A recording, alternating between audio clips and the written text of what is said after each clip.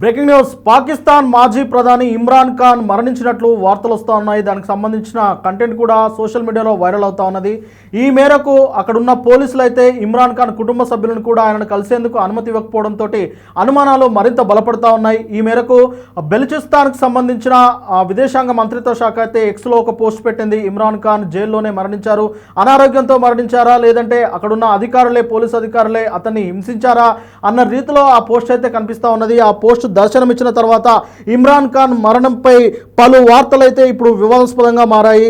ముఖ్యంగా ఆయన మద్దతుదారులు పెద్ద ఎత్తున ఆందోళనలు చేపట్టారు. కుటుంబ సభ్యులు ఆయన కలవడానికి అనుమతి కూడా ఇవ్వడం లేదు. ఈ నేపథ్యంలోనే ఇమ్రాన్ ఖాన్ పార్టీ తెహ్రీన్-ఏ-ఇన్సాఫ్ కార్యకర్తలు మంగళవారం రాత్రి నుంచి పెద్ద ఎత్తున నిరసనలు చేపట్టారు. ఈరోజు ఉదయం వరకు అవే నిరసనలు పాకిస్తాన్లో కొనసాగుతున్నట్లు పాకిస్తాన్కి సంబంధించిన కొన్ని సోషల్ మీడియాలో అయితే వీడియోలు వైరల్ అవుతా ఉన్నాయి. అయితే దీనికి సంబంధించిన ఫోటోలు, వీడియోలు కూడా పాకిస్తాన్కి సంబంధించిన సోషల్ మీడియా గ్రూపులలో వైరల్ కావడంతో నిజంగానే ఇమ్రాన్ ఖాన్ అసలు బ్రతికే ఉన్నారా అన్న అనుమానాలు కూడా చాలా మందిలో కలుగుతున్నాయి. ఇక ఇమ్రాన్ ఖాన్ 2023 ఆగస్టు నుంచి అడియాలా జైల్లో ఉన్న సంగతి తెలిసిందే. ఆయన ప్రభుత్వం మారిన తర్వాత వెంటనే ఆయన్ను జైలుకు పంపించారు సైనాధికారులు. ఈ నేపథ్యంలోనే ఆయన అసలు ఉన్నారా లేరా అన్న అనుమానాలు అయితే చాలామందికి కలుగుతూ ఉన్నాయి. అయితే అదే జైల్లో హతమార్చినట్లు కూడా సోషల్ మీడియాలో కొన్ని వార్తలు అయితే గుప్పమంటా ఉన్నాయి. ముఖ్యంగా బెలుచిస్తాన్ విదేశాంగ శాఖ ఎక్స్ ఖాతాలో దీనికి సంబంధించిన పోస్ట్ చేయడంతో ఈ వివాదం రగులుకుంది. Pak chief of army Asim Munir, నిఘా విభాగం ఐఎస్ఐ కలిసి ఆయన హతమార్చినట్లు వార్తలు వస్తూ ఉన్నాయి. ఇది అలాగే పలు వీడియోలు కూడా దీనికి సంబంధించి కూడా సోషల్ మీడియాలో వైరల్గా మారుతూ ఉన్నాయి. మరోవైపు ఆయన అనారోగ్యంతో మరణించినట్టు ఉండొచ్చు అనే వాదనలు వినిపిస్తున్నాయి. ఇప్పటి వరకు వీటిని ధృవీకరించేలా అధికారికంగా ఒక ఆధారం అయితే బయటికి రాలేదని చెప్పేసి తెలుస్తూ ఉన్నది.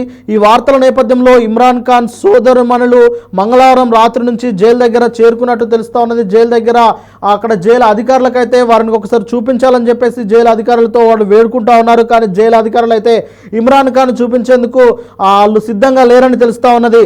అయితే ఈ నేపథ్యంలోనే అసలు కుటుంబ సభ్యులకు కూడా చూపించట్లేదని చెప్పేసి చాలామంది నిపుణులు అభిప్రాయం వ్యక్తం చేస్తూ ఉన్నారు. అయితే గతంలో అధ్యక్షుడిగా ఉన్న ఇమ్రాన్ ఖాన్ పలు ఆరోపణలు చేశారు. అంటే పలు కుంభకోణాల నేపథ్యంలో ఆయనని జైల్లోకి వేసిన విషయం అందరికీ తెలిసిందే. ఆ తర్వాత మారిన అధ్యక్షులు అయితే అతనిపై పగపట్టినట్టు కూడా తెలుస్తూ ఉన్నది. మొత్తం మీద పాకిస్తాన్లో జరిగే ఇలాంటి ఒక వివాదం అనేది చాలా సర్వసాధారణము. ఒక ప్రధానమంత్రి తన పదవి కాలం ముగిసిన తర్వాత అతనిపై ఏదో ఆరోపణలు, కుంభకోణాన్ని మోపుతూ అతన్ని జైలు పాలు చేయడం అనేది పాకిస్తాన్లో గత కొన్ని దశాబ్దాలుగా మనం చూస్తూనే ఉన్నాము. ఈ నేపథ్యంలోనే ఇమ్రాన్ ఖాన్ సైతం అలానే పాకిస్తాన్ జైల్లోకి తీసుకెళ్లారు.